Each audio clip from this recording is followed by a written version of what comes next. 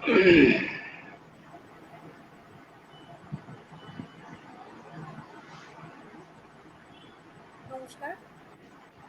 বিদগ্ধ সুধী মণ্ডলী, academy of folklore এবং ডক্টর অনির্বাণ রশিদ যুগ্ম আয়োজনে আব্দুর রশিদ চৌধুরী স্মারক বক্তৃতামালায় সপ্তম বক্তৃতায় আপনাদের স্বাগত জানাই। আমাদের আজকের অতিথি বিশিষ্ট লোক গবেষক শ্রী শিবানন্দ পাল। উনি আমাদের কাছে যে বিষয়টি উপস্থাপিত করবেন তা হলো সাঁওতাল সংস্কৃতির প্রেক্ষিতে বনবীর গাথা, সাঁওতাল বিদ্রোহের কাহিনী, বনবীর গাথা এবং তৎকালীন সমাজ, এই পরিসরেই তার আলোচনা আজ আমাদের নতুন কোনো পথের সন্ধান দিতে চলেছে। শ্রী পাল বিজ্ঞানের ছাত্র এবং গ্রন্থাগার বিজ্ঞানে স্নাতক। তিনি রানীগঞ্জ শহর গ্রন্থাগার, আসানসোল জেলা গ্রন্থাগার এবং মানকড় পল্লীমঙ্গল সমিতি শহর গ্রন্থাগারে দায়িত্ব পালন করেছেন। পেশাগত যোগ্যতায় তিনি ন্যাশনাল আর্কাইভ নিউ দিল্লি থেকে বই, পুঁথিপত্র যত্ন এবং সংরক্ষণ বিষয়ে 1982 সালে বিশেষ প্রশিক্ষণ প্রাপ্ত। ডিআরটিসি ব্যাঙ্গালোর থেকে কম্পিউটার তথ্য পরিষেবা বিষয়ে বিশেষ সার্টিফিকেট অফ প্রফেশনাল অ্যাডভান্সমেন্ট প্রশিক্ষণ পান 1998 সালে। ভারত সরকার অধীন national information system of science and technology নিষেধ পরিচালিত যশবন্ত সিং পরমার ইউনিভার্সিটি, সোলন, হিমাচল প্রদেশ থেকে গ্রন্থাগার সম্পর্কিত কম্পিউটার প্রশিক্ষণপ্রাপ্ত 1999 সালে। তিনি অনেকগুলি গ্রন্থ প্রকাশ করেছেন, যা থেকে বোঝা যায় তিনি লেখালেখি তার অন্যতম একটি শখের বিষয়। 1996 সাল থেকে কবিতা, প্রবন্ধ, উপন্যাস, গল্প সংকলন ইত্যাদি নানা বিষয়ে তিনি গ্রন্থ রচনা করেছেন। তার গবেষণামূলক একটি গ্রন্থ প্রকাশের পথে, সামাজিক প্রেক্ষাপটে সাঁওতাল মহাবিদ্রোহ। আজ আমরা এই গবেষণারই কিছু অংশ শুনতে পাবো আশা করছি। এছাড়া যুগ্ম সম্পাদনায় কিছু বই প্রকাশ করেছেন পাল, যেমন সুবোধ সৃজন, সুবোধ মুখোপাধ্যায়ের রচনা সমগ্র 2015, ফকিরচন্দ্র রায় লিখিত স্বাধীনতা আন্দোলনের পটভূমিকায় প্রথম ও দ্বিতীয় খণ্ড, নিরাপরাধের বিদ্রোহ 2019, শহীদ শিবশঙ্কর চৌধুরী কালো ডাকে মনে রেখে 2021। নিজস্ব সম্পাদনায় প্রকাশ করেছেন দিলীপ দুবে লিখিত জীবনী 2018 সালে, এক নিরপরাধের আত্মকথা। আসুন আমরা আজকের বিষয়ে চলে আসি। শ্রী শিবানন্দ পাল মহাশয়কে আন্তরিক অভিনন্দন জানাচ্ছি এবং আমন্ত্রণ জানাচ্ছি তার বক্তব্য। নমস্কার, আমি শিবানন্দ পাল বলছি। ডক্টর অনির্বাণ রশিদের বাবা জনাব আব্দুর রশিদ চৌধুরী ছিলেন আমার অত্যন্ত ঘনিষ্ঠজন, পণ্ডিত ব্যক্তিত্ব। ওর স্ত্রী রত্না রশিদ ব্যানার্জি আমাদের এই বর্ধমান শহরের শিক্ষাবিদ এবং একটি রত্ন বিশেষ, অত্যন্ত শ্রদ্ধা। তাই যখন আমাকে তিনি আগ্রহ প্রকাশ করলেন যে আমাকে এই বিষয়ে কিছু বলতে হবে, আমি সানন্দে বিষয়টিতে সায় দিতে বাধ্য হয়েছি। একাডেমি অফ ফোকলোরের সঙ্গে আমার প্রত্যক্ষ কোনো যোগাযোগ আগে ছিল না, কিন্তু এমন কিছু ব্যক্তিত্বের সঙ্গে এসেছি যারা কোনো সময় এই প্রতিষ্ঠানের সঙ্গে যুক্ত ছিলেন, যেমন অরুণ চৌধুরী, যিনি সাঁওতাল বিদ্রোহ সম্পর্কে গবেষণা করেছেন। তার সংস্পর্শে এসে আমি এই বিষয়ে উৎসাহিত হয়েছি। প্রদীপ ঘোষ এক সময় লোক সংস্কৃতি ও আদিবাসী সংস্কৃতি কেন্দ্রের সচিব ছিলেন। আরেকজনের কথা না বললেই নয়, তিনি হলেন দিব্যজ্যোতি মজুমদার। ওর কথা আর কত বলবো, অত্যন্ত শ্রদ্ধেয় মানুষ। এদের সকলকে শ্রদ্ধা জানিয়ে আমাদের ফোকলোরের যারা কর্তৃপক্ষ আছেন বা সদস্য আছেন, তাদের সকলকে আমার এই বক্তব্য রাখার সুযোগ করে দেওয়ার জন্য আমি কৃতজ্ঞতা প্রকাশ করছি। আমি যেটা বলবো, সাঁওতাল সংস্কৃতির প্রেক্ষিতে বনবীর গাথা। বনবীর গাথা একটা কাব্য। আমরা জানি সাঁওতাল বিদ্রোহ হয়েছিল। এই সাঁওতাল বিদ্রোহ সম্পর্কে প্রত্যক্ষ জ্ঞান বা প্রত্যক্ষ অভিজ্ঞতা না থাকলেও ভারতীয়দের মধ্যে প্রথম যে তিনজন ব্যক্তিত্ব এই বিদ্রোহ সম্পর্কে লিখেছেন, তাদের নাম হচ্ছে কালীকিঙ্কর দত্ত, দিগম্বর চক্রবর্তী এবং লোকনাথ দত্ত। কালীকিঙ্কর দত্ত শিক্ষাবিদ ছিলেন, পাটনা বিশ্ববিদ্যালয়ের উপাচার্য ছিলেন। তিনি গবেষণাও করেছিলেন এবং এ নিয়ে সরকারি অনেক দলিল দস্তাবেজ এগুলো নিয়ে উনি বিদ্রোহের উপর একটি বই লিখেছেন ইংরাজিতে। দিগম্বর চক্রবর্তী প্রত্যক্ষ না হলেও ওই সমসাময়িক সময়ের অভিজ্ঞতায় সাঁওতাল বিদ্রোহের কথা লিখে গেছেন। আর এই লোকনাথ দত্ত, ইনি লিখেছেন, কিন্তু এনার সম্পর্কে খুব বেশি পরিচয় জানা যায়নি। দিগম্বর চক্রবর্তী পাকুড় কোর্টের আইনজীবী ছিলেন। তিনি সাঁওতালদের খুব কাছ থেকে দেখেছেন। কিন্তু লোকনাথ দত্তের যে কাব্য, এটা কাব্য বলছি আমি এই কারণেই যে সাঁওতাল বিদ্রোহের কাহিনীকে উপজীব্য করে তিনি সাঁওতালদের যে সংস্কৃতি, তাদের সমস্ত বিষয়গুলো খুব কাছ থেকে দেখে নিবিড়ভাবে আত্মস্থ করে সেটা লিখেছেন। কিন্তু সমস্যাটা হচ্ছে যে আমরা তার বইটা খুব বেশি সামনে আসেনি।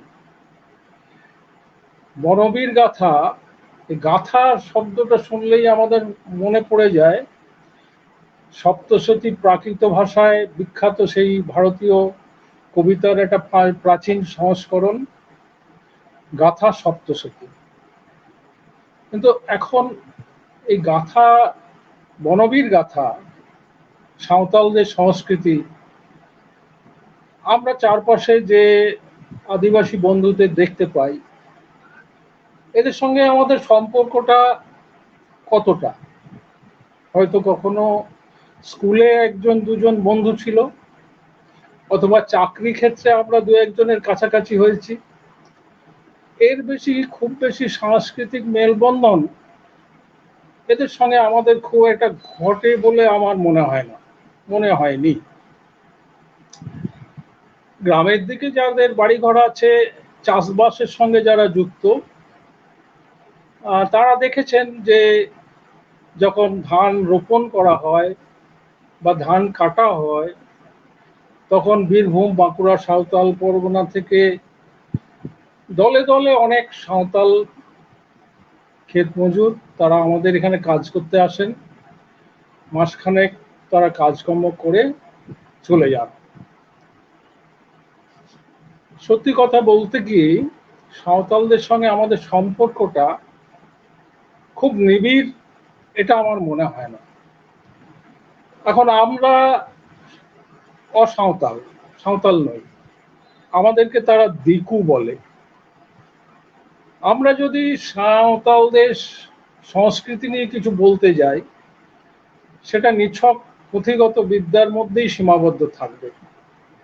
কিন্তু আমার একটা সৌভাগ্য হয়েছে যে বেশ কিছু আদিবাসী বন্ধু আছে আমার, যাদের সঙ্গে আমার একটা আত্মিক সম্পর্ক আছে। আমি দীর্ঘদিন এবং লাগাতার কয়েক বছর ধরে এই সাঁওতাল বিদ্রোহ বা বিদ্রোহের সঙ্গে যারা যুক্ত ছিলেন, তাদের উত্তরসূরি যে পরিবারের মানুষজন আছে তাদের সঙ্গে যোগাযোগ করার একটা সংযোগ করার একটা অভিজ্ঞতা আমার হয়েছে। বনবীর গাথা কাব্য, যে কাব্যের কথা শিক্ষা প্রতিষ্ঠানে যে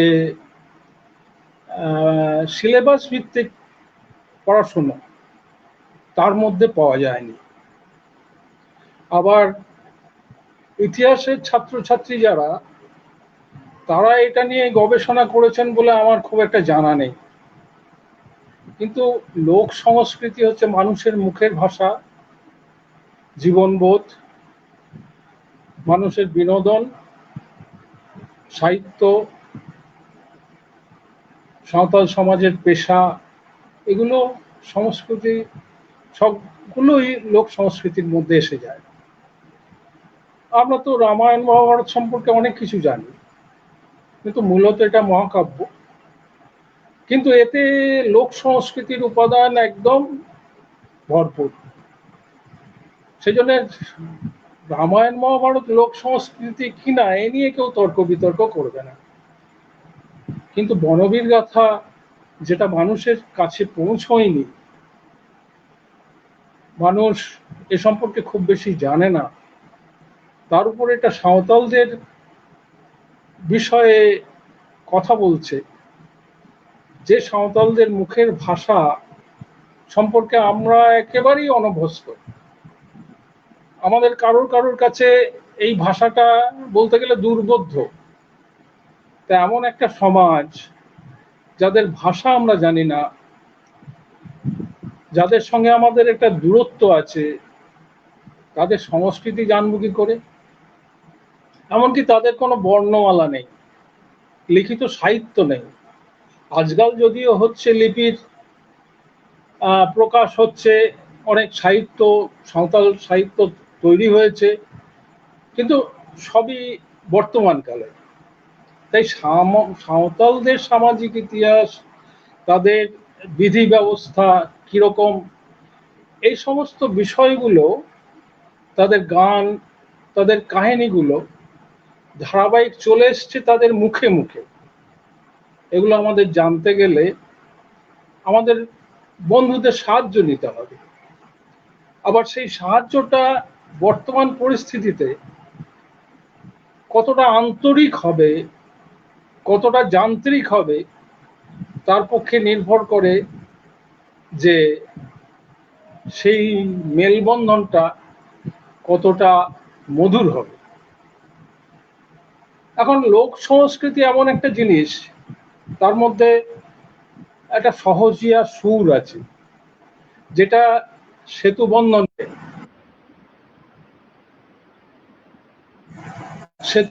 করে পরস্পর দুটো পরিবার, দুটো সমাজ ব্যবস্থার মধ্যে। আমরা আমাদের সামাজিক সংস্কৃতি, লোক সংস্কৃতির কথা জানতে পেরেছি। আমাদের রূপকথা আছে, আমাদের লোককথা আছে। ছোটবেলায় আমাদের বাচ্চাদের পড়তে হয়েছে টুনটুনির গল্প, দক্ষিণারঞ্জন মিত্র মজুমদারের ঠাকুরমার ঝুলি, ঠাকুরদার ঝুলি, এইসব বই থেকে। কিন্তু এখন আমরা আছি বিশ্বায়নের যুগে। এই যুগেতে মানুষের আবেগ নষ্ট হয়ে গেছে, কারণ প্রতিদিন অর্থকষ্টের জীবন যন্ত্রণা আমাদের ভোগ করতে হয়। আমাদের নিজেদের সংস্কৃতি আমরা ভুলতে বসেছি। এই দুদিন আগেই যে হুল দিবস গেল, সেই অনুষ্ঠানে এই সোশ্যাল ডিস্টেন্স মেনটেন করে করতে গিয়ে শুনলাম যে সাঁওতালদের নিয়ে আবার তাদের সংস্কৃতির কথা কি ভাবব। কিন্তু আমরা সমাজবদ্ধ জীব, সমাজবদ্ধ মানুষ। আমাদের ঠিক পাশের বাড়িতে যে থাকে, সে হয়তো আদিবাসী নয়, কিন্তু আমাদের শহর, আমাদের গ্রামে অনেক আদিবাসী বন্ধু আছেন, যারা আমাদের উৎসবের মধ্যে যুক্ত হন। আবার আমরা যখন তাদের কাছে যাব, সেখানে একটা আমন্ত্রণ বা নিমন্ত্রণের একটা ব্যাপার আছে। একটা আমন্ত্রণ, একটা আহ্বান যদি না থাকে, তাহলে সেখানে যাওয়াটা আমাদের দুবার ভাবতে হয়। কিন্তু এখন চারদিকে আমরা দেখতে পাচ্ছি কোনো সামাজিক অনুষ্ঠান, মেলা বা কোনো রাজনৈতিক কর্মকাণ্ডে উদ্বোধনী অনুষ্ঠানটায় সাঁওতালি নাচ একেবারে থাকবেই। এটা আমার কাছে খুব ভালো লাগে যে শহরেও এটা খুবই প্রকট, আবার গ্রামের দিকেও এটা খুব প্রকট দেখতে পাচ্ছি।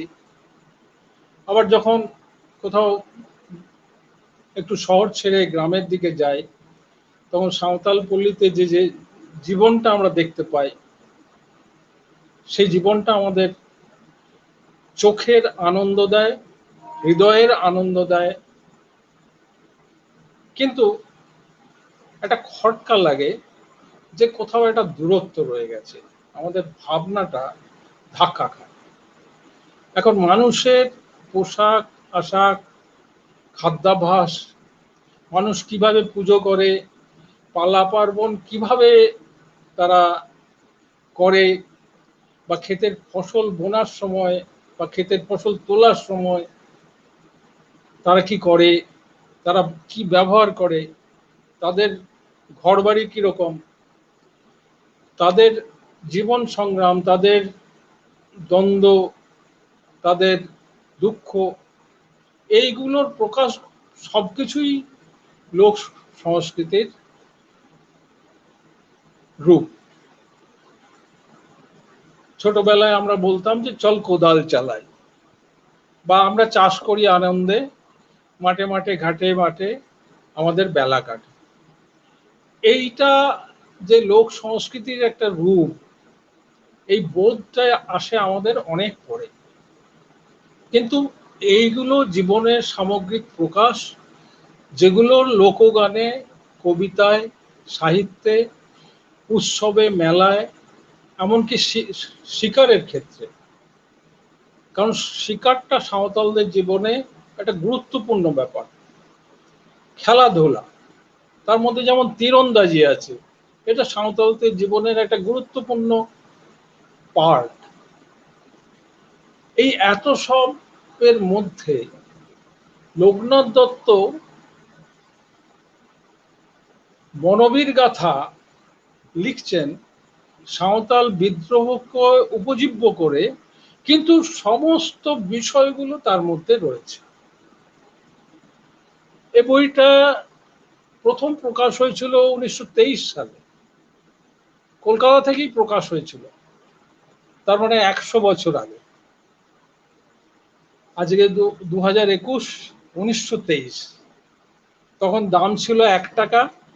কলকাতার কর Majumdar and company college square থেকে এই বইটা পাবলিশ করেছিল। 1998 সালে গবেষক অরুণ চৌধুরী এই বইটি উদ্ধার করেন পাকুড়ের একটি পরিবারের কাছ থেকে। তারপর সেটাকে সম্পাদনা করে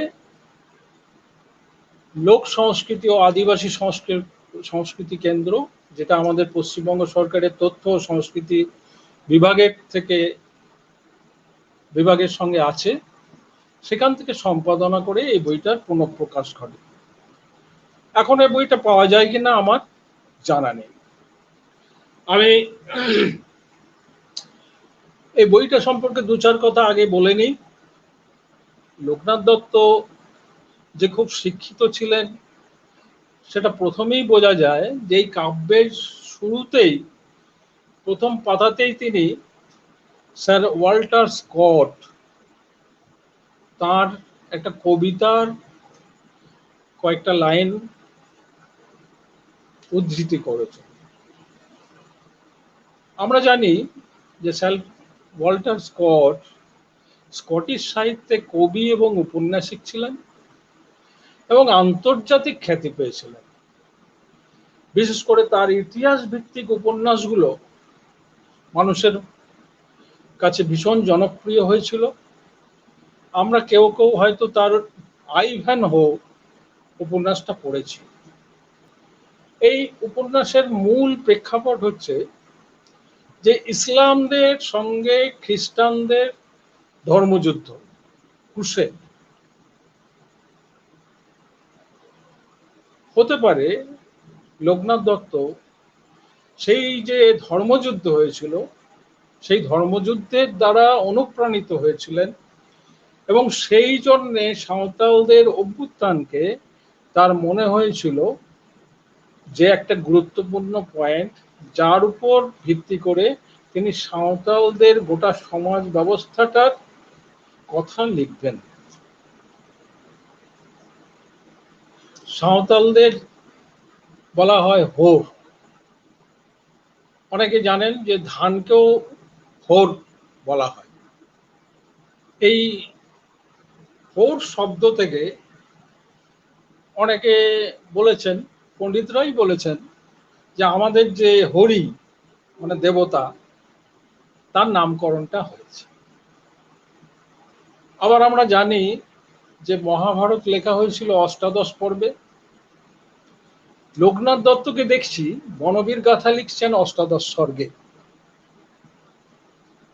এখন এই পাঁচালী বা লৌকিক সঙ্গীত, লোকসঙ্গীত, সনাতন ধর্মের যে বিভিন্ন আখ্যান, এই যে সত্যনারায়ণ পাঁচালী বা চণ্ডীর পাঁচালী, এই সমস্ত পাঁচালীগুলো পরিবেশিত হয় দেবদেবীকে তুষ্ট করার জন্য। মানুষ মনে করে যে তার বিপদটা কেটে যাবে। এখন এই পাঁচালী সুরে পাঁচালী পাঠ, এটা নিত্যকর্ম পদ্ধতির মধ্যে এক সময় আমাদের সমাজে ছিল। লোকনাথ দত্ত তার কাব্যে এই পাঁচালী সুরে গাওয়া যাবে এরকম ঢঙে তিনি বিষয়টাকে লিখেছেন। আদি অন্তটা সবটাই এরকম। কোথাও কোথাও আমরা পয়ার ছন্দ পাচ্ছি। এখন এই তার কাব্যকে আমরা যদি যাকে বলে ময়না তদন্ত,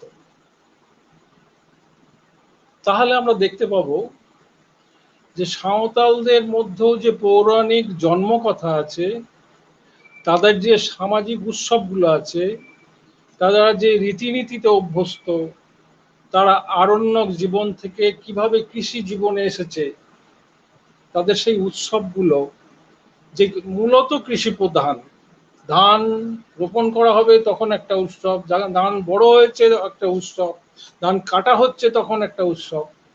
এই সমস্ত বিষয়গুলোকে নিয়ে তিনি সাঁওতালদের সামাজিক পরিকাঠামোটাকে এই বিবৃত করেছেন এই কাব্য। প্রথম স্বর্গে আমরা যেমন অনেক জায়গায় দেখি পাঁচালীতে একটা বন্ধন করা হয় পূর্ব পশ্চিম উত্তর দক্ষিণ, সেইভাবে তিনি সাঁওতালদের বাস্তুতন্ত্রের, অর্থাৎ সাঁওতালরা কোথায় বাস করে, আমাদের এই বীরভূম থেকে আরম্ভ করে একেবারে ভাগলপুর পর্যন্ত, এদিকে গঙ্গার সীমানা আর এদিকে দামোদরের সীমানা, এই যে একটা চতুষ্কোণ, এই বাস্তুতন্ত্রের বাসভূমি বর্ণনা দিয়েছেন। তারপরেই আসছেন যে তারা ইরোসিম পরব উদযাপন করছে। শস্য বপনের সময় হয়েছে, সেই জন্য সিম বঙ্গা। আমরা ইন্দ্রদেবের পূজা করি, সেই ইন্দ্রদেবের মতন তাদের সিম বঙ্গা, তাকে আহ্বান করা হচ্ছে। আর যেমন বলছেন এক জায়গায়, উত্তর ভারতের বিন্ধ্যাচল ধরে জাহ্নবী বরাবর দক্ষিণে সাগর, মধ্যপথে বহে পুত দামোদর। দামোদর নদ হচ্ছে একটা ব্যারিয়ার। আবার পুরো কাব্যের বর্ণনার শেষে তিনি বলছেন, উঠিল সঙ্গীত পর্বত প্রান্তরে, প্রতিধ্বনি তার সহর্ষে ছুটিল, স্বাধীন প্রাণের স্বচ্ছ হর্ষধ্বনি, সুখ দুঃখময় সাঁওতাল কাহিনী, উচ্ছ্বাসে গাহিল লোকনাথ বাণী, বনবীর গাথা সমাপ্ত হইল। অর্থাৎ এই পাঁচালী এই সমস্ত উপাখ্যানগুলো যে ধাঁচায় লেখা হতো সেই ধাঁচাটা তিনি ব্যবহার করেছেন। সাঁওতালরা দামোদর নদকে খুব পবিত্র নদী বলে মানে। আমরা যেমন গঙ্গাকে পবিত্র নদী বলে মানি, আমাদের সুখ দুঃখ, আমাদের জন্ম মৃত্যু সবটাই গঙ্গা নির্ভর। সাঁওতালদের তেমনি দামোদর নির্ভর। বিজ্ঞানীরাও বলেছেন যে আমাদের দেশের যে ছোটনাগপুর পাহাড় পর্বতের যে অঞ্চল মালভূমি, এর বয়স হচ্ছে হিমালয়ের থেকেও বেশি। সেই জন্য অনেকে দাবি করেন যে গঙ্গার থেকেও দামোদরের বয়স অনেক বেশি, অনেক প্রবীণ। এই দামোদরে সাঁওতালরা তাদের পূর্বপুরুষদের অস্থি বিসর্জন করে থাকেন এখন। ইরোসিম যে পর্ব, শস্য বপনের সময় ভালো ফসলের আশায় শস্যকণা যাতে নষ্ট না হয় সেই জন্য দেবতার কাছে বলি উৎসর্গ করা হচ্ছে। এটা সাঁওতালদের কাছে খুব আন্তরিক এবং পবিত্র উৎসব। কিন্তু সাঁওতালরা যেমন সাঁওতাল পরগনায় থাকে, মানভূমের থাকে, উড়িষ্যায় থাকে, এখন অনেক জায়গায় ছড়িয়ে গেছে। স্থান বিশেষে এই নিয়ম কানুন গুলো কিন্তু আলাদা আলাদা। লোকনাথ দত্ত যেভাবে দেখেছেন, মূলত তিনি সাঁওতাল পরগনার পাকুড়, দুমকা এই অঞ্চলের ঘোরাফেরা করেছেন বলে আমাদের মনে হয়েছে, পণ্ডিতদের মনে হয়েছে। তিনি এই অঞ্চলের সাঁওতাল জাতির যে আচার অনুষ্ঠান সেইভাবে তিনি বিবৃত করেছেন এবং বলেছেন যে এই যে এখানকার সাঁওতালরা এরা কোথা থেকে এলো। প্রবীণ একজন সাঁওতাল গ্রামের পত্তন করছেন, তার মুখ দিয়ে তিনি বলছেন সাঁওতালের গ্রামের পত্তন, তারপর তাদের সমাজ পত্তন, তাদের মাঝি, যোগ মাঝি, প্রামাণিক, যোগ প্রামাণিক, পুরোহিত, এই সমস্ত নানা পদ যে আছে যেগুলো সাঁওতালদের সামাজিক বন্ধনকে দৃঢ় করে রাখে, তার বর্ণনা দিয়েছেন। তারপরে আস্তে আস্তে তিনি যাচ্ছেন যে সাঁওতাল জনপদ তৈরি হয়েছে, সেখানে দিকুরা প্রবেশ করছে, সাঁওতালরা লেখাপড়া জানা না, অশিক্ষিত, তাদেরকে ওজনে ঠকাচ্ছে, তাদের কাছ থেকে মূল্যবান জিনিস যেমন বন থেকে সংগ্রহ করা মধু, গরুর দুধের ঘি, মূল্যবান গাছের ছাল, যেগুলো ওষুধ তৈরি হয়, শেকড়, মূল, কাণ্ড বা ফল, বা বনে জঙ্গলে শিকার করা প্রাণী, তখন বাঘ, বাঘছাল, এগুলো যারা সাঁওতাল নয়, ব্যবসায়ী, মহাজন, তারা তাদেরকে দুটো কাঁচের চুড়ি, দুটো পুঁথির মালা, যেটা মতির মতন দেখতে, এইসব বিনিময় করে সংগ্রহ করে নিচ্ছে। এখনো সাঁওতাল পরগনা ওই অঞ্চলগুলোতে গেলে দেখা যাবে যে একদল মানুষ আছে যারা মহাজনদের কাছে কাজ করে। ওই দূর দূর পাহাড়ে সাঁওতালদের গ্রামে গিয়ে মহুয়ার সময় মহুয়া তারা যে সংগ্রহ করছে জঙ্গল থেকে, সেগুলো বিনিময় করে নিয়ে আসছে। বিনিময়ে কি দিচ্ছে? হয়তো ওই প্লাস্টিকের কিছু বা কাঁচের কিছু চুড়ি, টিকলি মানে টিপ, বিন্দিয়া, একটু চানাচুর, একটু লজেন্স, এই সমস্ত জিনিস। সে সময়ে স্বাভাবিকভাবে সাঁওতালরা আর্থিক দিক দিয়ে ক্ষতিগ্রস্ত হয়েছে। তারা জমি জমা বন্ধক রাখতে বাধ্য হয়েছে। আবার চাষে ঠিকমতো বর্ষা না হওয়ায় পোকার আক্রমণ ইত্যাদি নানাভাবে ফসল ভালো না হওয়ার জন্যে মহাজনের ঋণ শোধ হয়নি, সেই জমি হাতছাড়া হয়ে গেছে। যে জমির মালিক ছিল সাঁওতাল, সেই জমি এখন সে ক্ষেত মজুর। তো সাঁওতালরা কোথায় যাবে? বনে জঙ্গলে কি বুনো প্রাণী শিকার করবে, কি ফল মূল সংগ্রহ করবে, সে জায়গাটায় আবার বাধা দিচ্ছে ঘাটোয়ালরা। ঘাটোয়াল কারা? না, তারা কোম্পানি সরকারের কাছ থেকে ইজারা পেয়েছে একটা বিশাল অঞ্চল জঙ্গলের, সেইখানে তারা সাঁওতালদের প্রবেশ করতে দেবে না।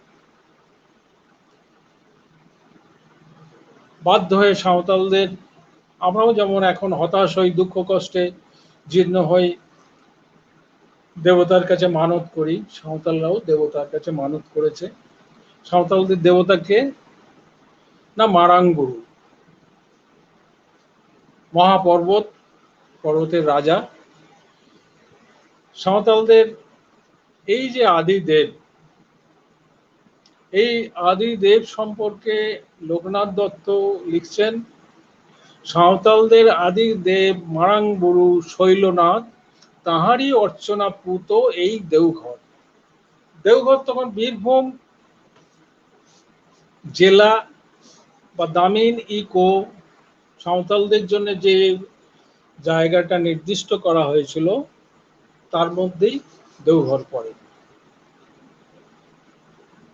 সেই দেওঘরের ওখানে যে উঁচু পাহাড় আছে তাকে ওরা বলে মারাংবুরু। এই পাহাড়ের ভাই হচ্ছে মানিকো, আর তার ভগ্নী হচ্ছে জাহেরেরা। এরা দুজনেই, এই মানিকো আর জাহেরেরা, এরা হচ্ছে সাঁওতালদের আদি পিতা মাতা। এদের কাছ থেকে সাঁওতালদের সপ্তকুলের উৎপত্তি হয়েছে। আবার এই সপ্তকুলের রক্ষাকর্তা হচ্ছে 7 জন দেবতা। বঙ্গা দেবতা, শিম বঙ্গা অর্চনায় পুত দামোদর কুলে, সাঁওতালের প্রিয় পঞ্চবার্ষিকী উৎসব, জাতীয় মিলন হেথা কতকাল চলিয়াছে, সাঁওতালের মহামেলা জাতীয় গৌরব। এদের যে সপ্ত দেবতা, আদি বঙ্গা হচ্ছে কুলদেবতা, দেব সেনাপতি। শিমবঙ্গা হচ্ছে আমাদের চাঁদ সূর্য যেমন ইন্দ্র। ওরা বঙ্গা হচ্ছে আমাদের মঙ্গলচণ্ডীর মতন। বীর বঙ্গা হচ্ছে ধনের দেবতা যক্ষরাজ। পুরু বঙ্গা হচ্ছে দৈত্যরাজ। দা বঙ্গা হচ্ছে জলদেবতা বা জলপরী, আমাদের বরুণ দেব আছে। এখন এগুলো এভাবে আমি বলছি এই কারণে যে সাঁওতালদের আচার অনুষ্ঠানের অনেক ক্রিয়াকর্মের সঙ্গে আমাদের হিন্দুদের আচার অনুষ্ঠানের অনেক মিল আছে। আমি বোঝাবার জন্য সেই জন্য বলছি, কিন্তু এরকম নয় যে সাঁওতালদের এই আচার অনুষ্ঠান তারা হিন্দুদের কাছে শিখেছিল বা হিন্দুদের কাছ থেকে পরবর্তীকালে সাঁওতালরা শিখেছিল, এটা আমি বোঝাতে চাইছি না। মানুষ বিপদে পড়লে যেমন দেবতার শরণ নেয়, মানুষের বিশ্বাস বিপদ কাটিয়ে দেয় দেবতা, এই বিশ্বাস থেকে সারা বছরে সাঁওতালদের নানা পূজা পরবের অনুষ্ঠান হয়। সাঁওতালরা কেমন?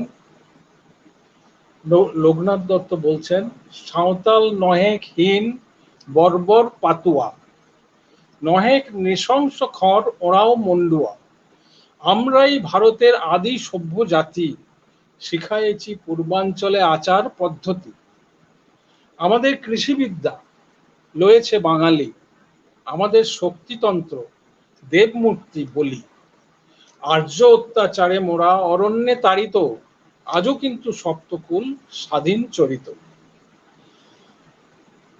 লোকনাথ দত্তের কথা যদি আমরা দেখি, তিনি স্বীকার করছেন যে এই ভূমিতে সাঁওতালরাই আদিম, পূর্বাঞ্চলের মানুষকে চাষবাস, শক্তি, মন্ত্র যা কিছু তারা শিখিয়েছে। সাঁওতালদের যে সপ্তকুল কিরকম, কসদা, মুর্মু, সারন, মারুদি, টুডু, কিস্কু, হসুদু, এইরকম। তা এরা এলেন কোথা থেকে, সেটা আবার পরিচয় দিচ্ছেন। ছিল এই সপ্তকুল হিমালয় পারে, কৈলাসের উপকণ্ঠে মানস সরোবরে, হিহিরি পিপিরি নামে প্রজাপতি দেশ, শীতল সমীর বড় সুখোষ্ণ প্রদেশ। এটা যদি আমরা মনে করি সঠিক, কারণ আমরা জানি পৃথিবীর যত মানুষ আছে তাদের আদি পুরুষ আফ্রিকা থেকে এসেছে, বিভিন্ন সময়ে হাজার হাজার বছরের মধ্যে পরিযান হয়েছে, তাহলে এরাও কোথাও থেকে এসেছে। কিন্তু কোথায় থেকে এসেছে এইটা এখনো নির্দিষ্ট করে আমরা বলতে পারছি না। বিজ্ঞানীরা খোঁজ খবর করছেন, হয়তো একদিন জানা যাবে। কিন্তু হিহিরি পিপরি হচ্ছে সাঁওতালদের আদি ভূমি, যেটা প্রজাপতির দেশ। সেটা ভূমধ্যসাগরের ধারে হতে পারে, কৈলাস পর্বতের মানস সরোবরের তীরে হতে পারে। সাঁওতালদের এখনো পর্যন্ত যেটা আদি গ্রন্থ বলে স্বীকৃত হয়েছে, হরকোরেন মারে হাপরাম কোরেয়া কাথা। তো এতে এখন তো প্রকাশিত হয়েছে ছাপার অক্ষরে সাঁওতালদের রীতিনীতি ইত্যাদি সমস্ত ব্যাপার, কিন্তু লোকনাথ দত্ত যখন এটা লিখেছেন তখন তো এটা ছিল না, 100 বছর আগে। এটা আমার মনে হয়েছে যে তিনি এই সম্পর্কে রীতিমতো তার জ্ঞান ছিল এবং তিনি সেই হিসাবে তার কাব্যে এগুলো বিবৃত করেছেন। সাঁওতাল স্বাধীন চেতনা সমরে বরিষ্ঠ, তারা শিকারী সংগ্রাহক ছিল, দিয়ে কৃষি জীবনে আসছে। আমরা রামায়ণকে বলি যে কৃষি সভ্যতার জনক। সাঁওতাল স্বাধীন চেতনা সমরে বরিষ্ঠ, সাঁওতাল অসুর বল ধৈর্যে নরশ্রেষ্ঠ।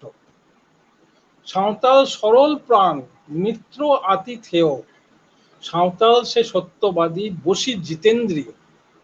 প্রেমিক সাঁওতাল পতি এক পত্নী প্রাণ, প্রেমিকা সাঁওতাল সতী পতিমাত্র ধ্যান। অতি স্নেহময়ী ধীরা সাঁওতাল জননী, ভাতৃতরে ত্যাগশীলা সাঁওতাল ভগিনী। একটা পরিবার কেমন হতে পারে, পারিবারিক যে বন্ধন সেটা ভীষণ নিবিড়, ভীষণ আন্তরিক। এদের মধ্যে বাল্য বিবাহ নেই, যুবক যুবতী প্রেম পরিণয় পূর্বরাকে আকৃষ্ট হলে বাবা মার সম্মতি নিয়ে তাদের বিবাহ হয়। কিন্তু এখানে নির্দিষ্ট আছে কয়েকটা শাখা, তাদের মধ্যে ছেলে মেয়েদের মধ্যে বিবাহ হয় না। একেবারেই কি হয় না সেটা হয়তো না, কিন্তু স্বাভাবিক ভাবে পদ্ধতিতে সেটা হয় না। এইরকম একটা নিবিড় পল্লী সমাজ যেখানে সাঁওতালরা বসবাস করছে, কারোর সঙ্গে বিবাদ নেই, বন জঙ্গল পরিষ্কার করে তারা পল্লী তৈরি করেছে এবং একটার পর একটা পল্লী তৈরি হয়েছে। তখন সেখানে একদল মানুষ আসছে যারা হচ্ছে সাপদের চেয়েও হিংস্র, শৃগালের চেয়েও কৌশলী, সাপের চেয়েও মারাত্মক, নেকড়ের মতো থাবা বসাচ্ছে সাঁওতালদের পল্লীতে, তাদের জমিতে, তাদের ক্ষুধার অন্নে।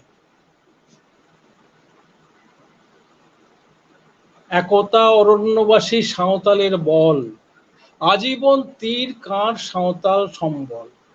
সত্যই সাঁওতাল জাতি বিপন্ন হয়েছে, বহু কৃষি পরিবার বন্ধনে পড়েছে। সাঁওতালির জমিদার বাঙালি ব্যাপারী, ছাড়ি রাজ ধর্ম আজ ঘোর অত্যাচার। বাড়াইছে দিন দিন রাজস্বের হার, না করে কোম্পানি এর কোনো প্রতিকার।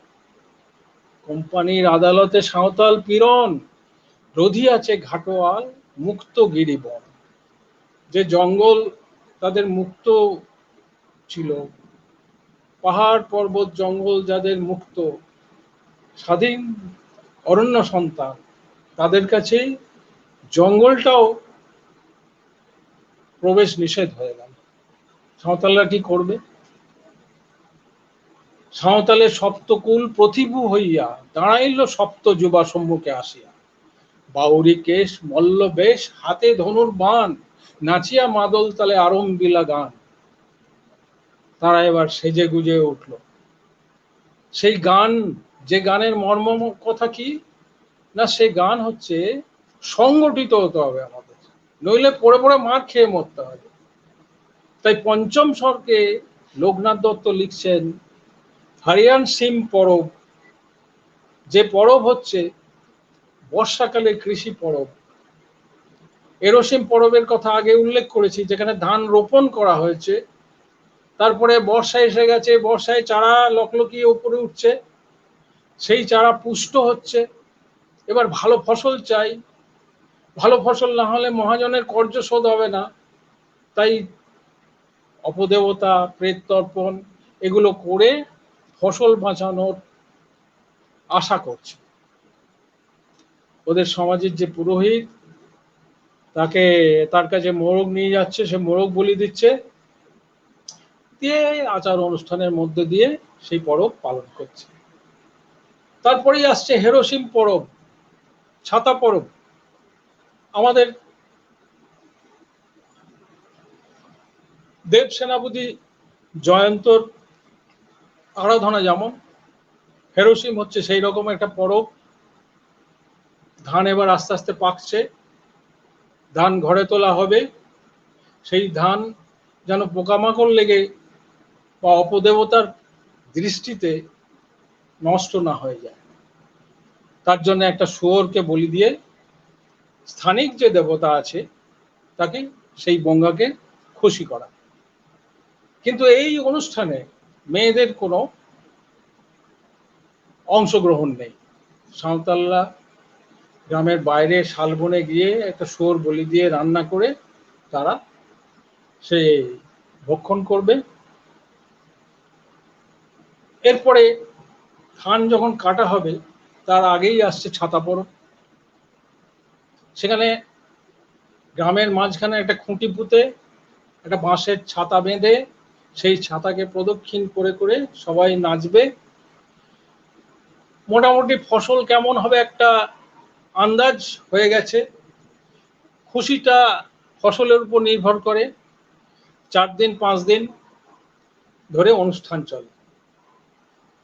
আমাদের যেমন হেমন্তে নবান্ন উৎসব হয়,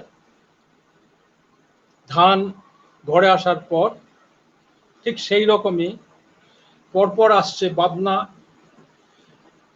পৌষ সংক্রান্তিতে আমরা লক্ষ্মী পুজো করি, স্বর্ণশীষ ধানকে পুজো করি, ঠিক সেই রকম। তারপরেই পরপর আসছে জোহরাই, যে ফসল খুব ভালো হয়েছে, এত ভালো হয়েছে যে আনন্দের সীমা নাই। এই উৎসবটা 4-5 দিন ধরে চলে। ঠিক এই সময় আমরা দেখতে পাই আমাদের নববর্ষ উৎসব হচ্ছে, পরস্পরের মধ্যে মিলন হচ্ছে।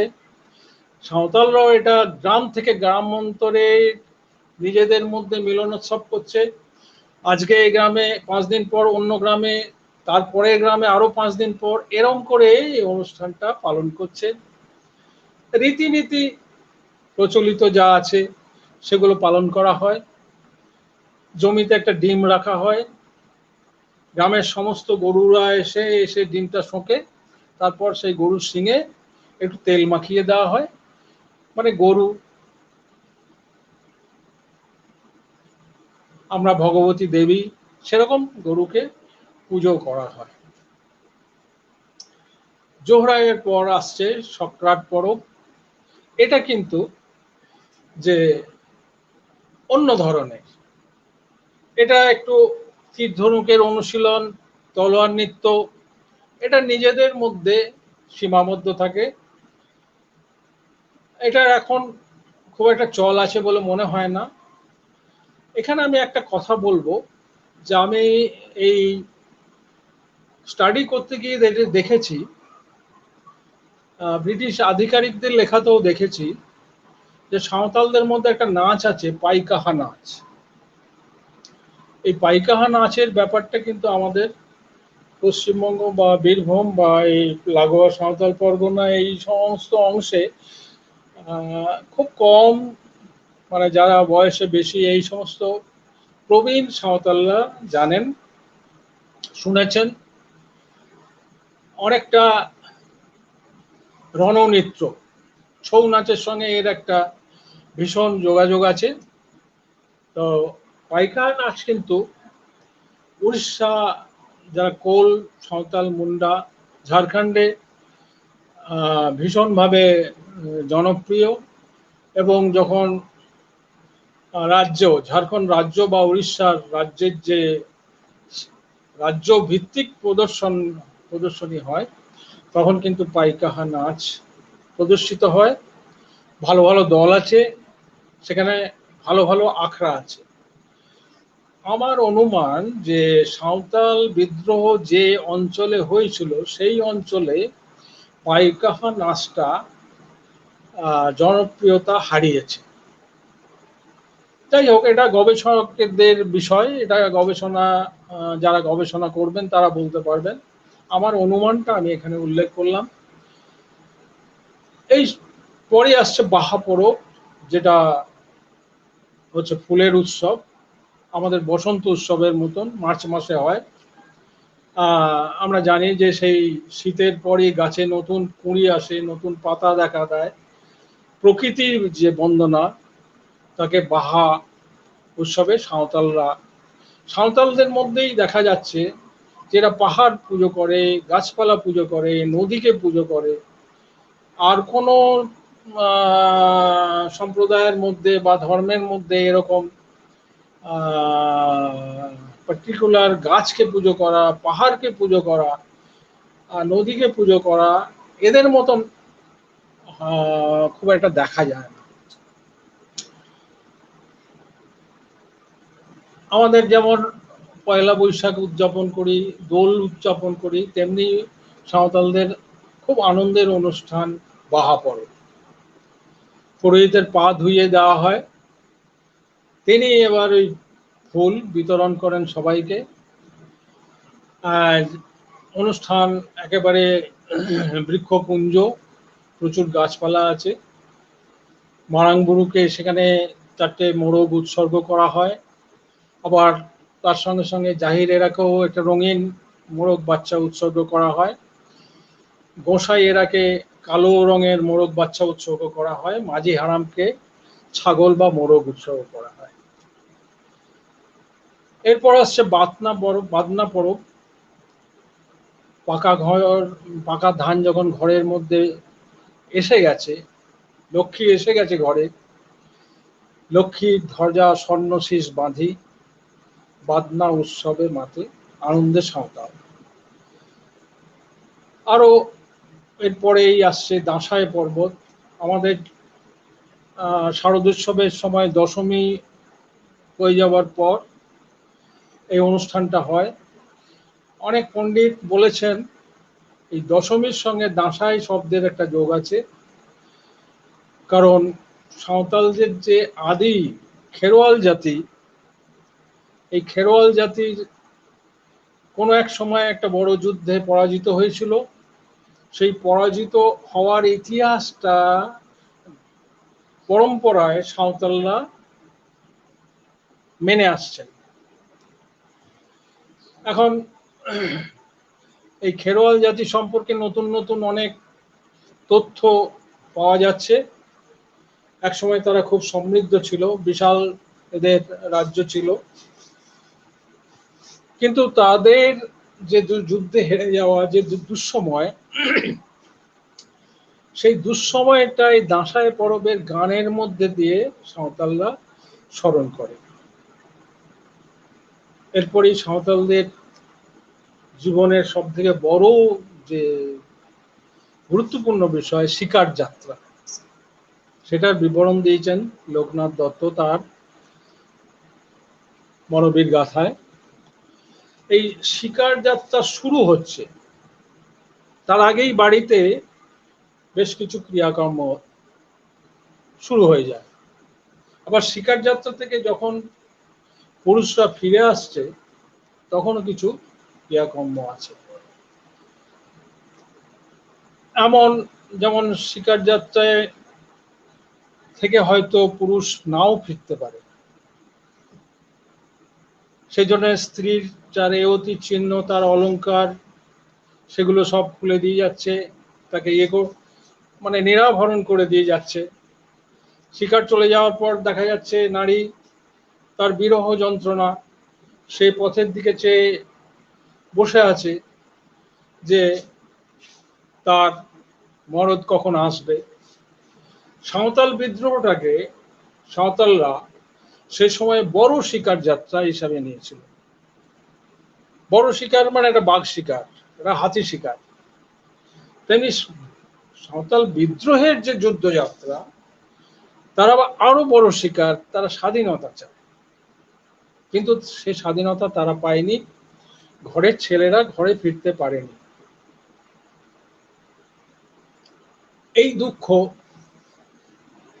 হয়তো তারা নতুন কোনো পরবের মধ্যে দিয়ে ট্রান্সফার করেনি, কিন্তু তারা যে দেবতার আশীর্বাদ পেয়েছিল, সিধু কানু চাঁদ ভৈরব সাঁওতালের নেতা, আমি সে মারাং বুড়ো সাঁওতাল দেবতা, সপ্তরূপ তোমাদের দিয়েছি দর্শন, সমরেতে দৈব বল করিব অর্পণ, ঝাড়খণ্ড স্বাধীনতা উদ্ধারের তরে পশিবে সাঁওতাল জাতি ভীষণ সমরে, সমরের আয়োজনে কর বিতরণ, স্বর্গের পূত গ্রন্থ অদৃশ্য লিখন। এই যে অদৃশ্য লিখনের গ্রন্থ দূত হয়ে এসে মারাংবুড়ো দিয়ে গেল, সাঁওতালের উৎপীড়ক ধনী মহাজন এই সমরের মাঝে পাইবে নিধন, এই বলি পূত গ্রন্থ সিধু হস্তে দিলা, মাভই বলিয়া দেব অদৃশ্য হইলা, উদ্দেশিতে চারি ভাই করিল প্রণাম, সিদ্ধ আজ মন্ত্র শক্তি সিদ্ধ মনস্কার। অর্থাৎ দেবতার বরে তাদের জয় হবে, এই যে একটা অলৌকিক আভাস, এই আভাসের মধ্যে দিয়ে লোকনাথ দত্ত তার কাব্য শেষ করছেন। এখন মূলত গোটা বিষয়টা বীরভূম কেন্দ্রিক। বীরভূম এর মাটি আমরা জানি গেরুয়া রঙের, বাউলের দেশ। এখানে আমাদের সব থেকে বড় বাউল রবীন্দ্রনাথ তার আখড়া বসিয়েছিলেন। ব্রিটিশ শাসনের আগে মুসলিম শাসনের সময় বীরভূমে হাজার হাজার সুফি সন্ত এসছেন পারস্য থেকে, তারা সেখানে বসবাস করেছেন, বিভিন্ন জনপদ গড়ে উঠেছে। তাদের সেই জনপদে এখনো দেখা যায় মুসলিম শাসনে মানব ধর্মকে পালন করা হয়েছিল, তবুও কিছু বাদ বিবাদ সংবাদে অনেক সুফি প্রাণ ত্যাগ করেছেন, তাদের সমাধি আছে, মাজার আছে। বীরভূমে যে মাজারের সংখ্যা এত বেশি, যেটা মালদা মুর্শিদাবাদ যে জেলাগুলোকে আমরা জানি সংখ্যালঘু প্রধান, সেখানেও এত মাজার দেখতে পাওয়া যাবে না। বীরভূমে যত মাজার আছে, সিয়ানে আছে, রাজনগরে আছে, পাথরছাবড়িতে আছে, মোহাম্মদ বাজারে আছে, নলহাটিতে আছে, মাজারে মাজারে ৬ লাভ, যেখানে হিন্দু মুসলমান রোজ যাচ্ছে তাদের মনস্কামনা পূর্ণ করতে। বীরভূমের আর একটা বিউটি, চৈতন্যদেবের সহচর নিত্যানন্দের জন্মস্থান, যাকে আমরা নিত্যানন্দ প্রভু বলে জানি, বীরচন্দ্রপুর। নিত্যানন্দ প্রভু কে ছিলেন না? বৈষ্ণব যারা, তারা মনে করেন তিনি হচ্ছেন শ্রীকৃষ্ণের অগ্রজ, বলরামের অবতার। এই নিত্যানন্দ প্রভু বৃন্দাবন দাসকে বলেছিলেন, তুমি চৈতন্য ভগবত রচনা করো। আর তার স্ত্রী জাহ্নবী, তিনি মহিলা হলেও বৈষ্ণব মতে দীক্ষা দিতে পারতেন।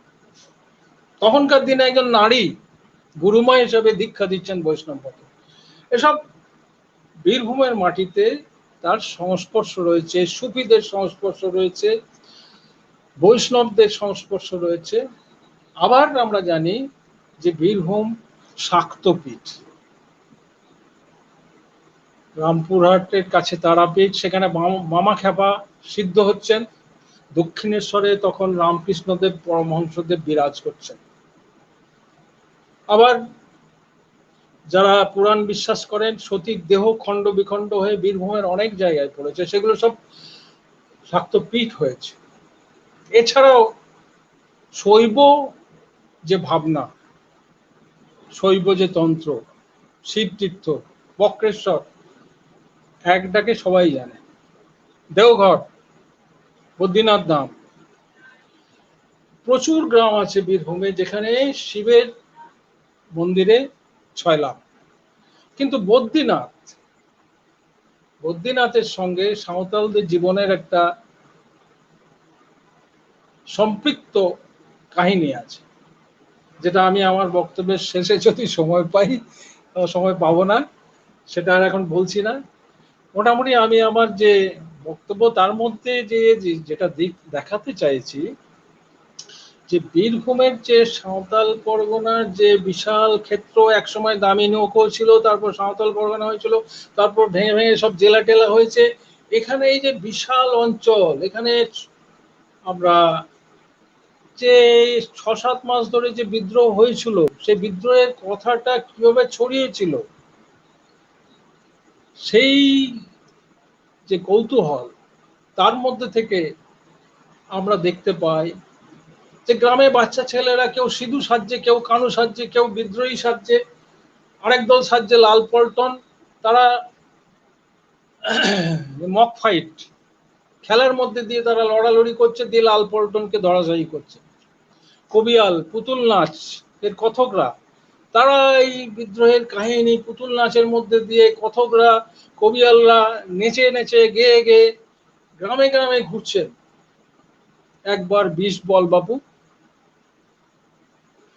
তো এইভাবে তারা গ্রামে গ্রামে সাঁওতালদের বিদ্রোহের কথা, তাদের বিরুদ্ধে, তাদের উপর যে অত্যাচার হচ্ছে তার অত্যাচারের কথা প্রচার করেছে। অথচ আমরা দেখছি 19 শতকের যে বাবু সমাজ কলকাতায় রয়েছেন, তারা টপ্পা গান শুনছেন, নীরব রয়েছেন, ঘুড়ি ওড়াচ্ছেন, বাইজি নাচ দেখছেন। কিন্তু বীরভূমে মোহাম্মদ বাজারে কুলকুড়ি গ্রামের রাজকৃষ্ণ দাস ছড়া লিখছেন, যে ছড়া গান গেয়ে গেয়ে ভিখারিরা গ্রাম থেকে গ্রামে ঘুরছেন। মুসলিম গায়ক জহুর শেখ তরজা গাইছেন গ্রামে গ্রামে গিয়ে। সেই তরজার একটা অংশ উদ্ধার হয়েছে, যেটা আমি এখানে একটু পড়ে শোনাতে চাইছি। তখন থাকে রাজপুত জমের দুধ, চাল কাঁধে করে মুসলমানরা পেরিয়ে যায় মুরগি মাথায় করে। আল্লাহ রাখো জান মেহেরবান, সিন্নি দিবার কথা, রাতারাতি কাটলো গিয়ে ঠোঁট সাহেবের মাথা। এই তো ইংরেজের মারিকল, শুনেন শিবু ভাই, ধনুক ধরিয়া আমরা ইংরেজ তেড়ে যাই। ইংরেজ পিছাইলো, তোপ দাগিল, তোপে দিলে টানা, 7 লক্ষ সাঁওতালের মধ্যে ছিল একজনা। জহুর শেখ ভেবে কয় তরজা সাঙ্গ করি, মুসলমানে বলল আল্লাহ, হিন্দুরা বলি হরি। এই গান গেয়ে গেয়ে গ্রাম থেকে গ্রামান্তরে সাঁওতালদের অত্যাচারের কথা যেমন প্রচার হয়েছে, বিদ্রোহীরা সংগঠিত হচ্ছে,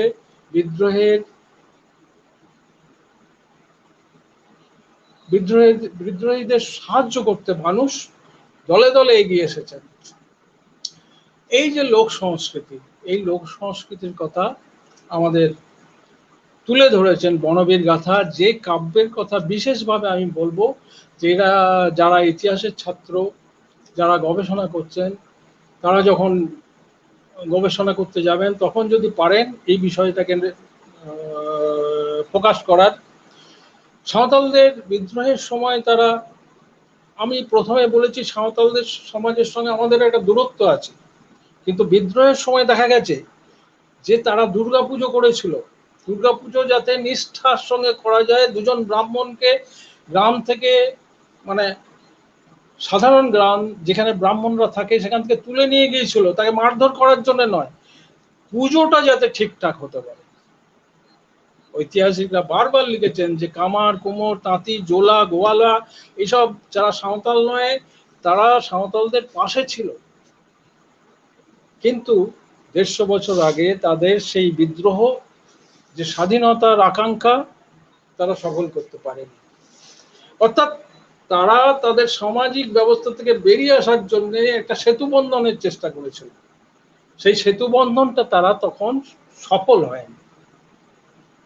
আমি আশা করব মানুষের প্রতি বিশ্বাস আছে, মানুষের প্রতি ভরসা আছে, যে আজকে যেখানে নানান বিভেদের মধ্যে আমরা জর্জরিত, সেখানে একটা সামাজিক সেতুবন্ধন, মানুষে মানুষে মানবতার সেতুবন্ধন, সেই সেতুবন্ধনের কাহিনী এই যে আমাদের পূর্বসূরীরা লিখে গেছে, যেমন লোকনাথ দত্ত লিখেছেন বনবীর গাথায়, এটাকে আমরা বারবার চর্চা করব, এটাকে আমরা মানবার চেষ্টা করব আমাদের নিজেদের জীবনে, আমাদের বন্ধুদের জীবনে, আমাদের পরিবারের জীবনে, আমাদের সামাজিক জীবনে। আমি এই কথা রেখে উদ্যোক্তাদের, যারা আমাকে বলার সুযোগ করে দিয়েছেন, বিশেষ করে রত্নাদিকে এবং ফোকলোর একাডেমিকে আমার কৃতজ্ঞতা জানাচ্ছি। আর যারা আমার বক্তব্যটা শুনেছেন তাদের শ্রদ্ধা অভিনন্দন জানাচ্ছি। যদি কারোর কোনো প্রশ্ন থাকে কমেন্ট বক্সে যদি লেখেন, আমি পরবর্তীকালে উত্তর দিতে পারবো আশা করছি। এই নমস্কার জানিয়ে, ধন্যবাদ জানিয়ে আমার বক্তব্য শেষ করছি। ধন্যবাদ। যথেষ্ট আগ্রহের সঙ্গে শুনছিলাম এই সমাজ ইতিহাসের কাহিনী। সমাজ ইতিহাসের একটি দলিলের কথা আপনি তুলে ধরলেন, যেটা আমাদের লোক সংস্কৃতি যারা গবেষণা করে তাদের যেমন উপকারে লাগবে, সাধারণভাবে যারা সমাজ ইতিহাসকে জানতে চায় তারাও সমানভাবে নিশ্চয়ই এই বিষয়টি অনেক প্রাধান্য পাবে পরবর্তীকালে গবেষণায়। এই আশা রেখে আজকের আলোচনা সত্য আমরা এখানে শেষ করছি। আর দর্শক শ্রোতাদের কাছে অনুরোধ রাখবো যে আপনাদের যা কিছু আপনারা একাডেমি অফ ফোকলোরে জানাতে পারেন।